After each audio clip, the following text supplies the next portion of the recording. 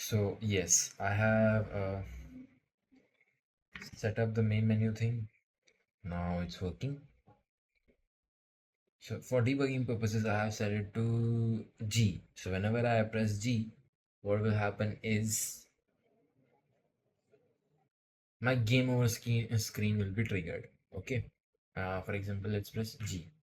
So here we are. Play again, main menu, and quit game. So when I click on play game, I should be able to start my game. When I go to main menu, I am going to main menu, and when I go to quit game, game over. So that is fine. But there is a issue.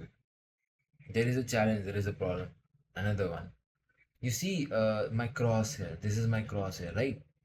Whenever it is under some planet or some other thing, I am not able to see my crosshair. Now it doesn't matter like what Z do I set to it. I'm just not able to see my crosshair. So here, though if there is another sprite, my crosshair just hides under it and I'm not able to see it. And this is a challenge that I need to deal with. Yeah. Uh, so now because that is happening, I am not able to see my crosshair and that way aiming is difficult. So if that keeps up, basically it's not something that I want. I want my crosshair to be visible. It could be it could be a feature. It can be treated as a feature that okay, you only see cursor for some time and then you have to guess in which direction you are shooting, but not appropriate for my game, for this game. Not something that I want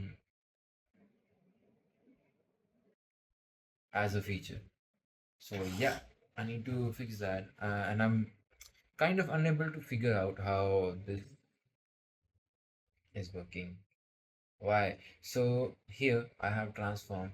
This is for turret. This, yeah, this is for crosshair. Now I have already set this to 1000. So 1000 units in the Z direction. But so that's there. We'll have to figure this out.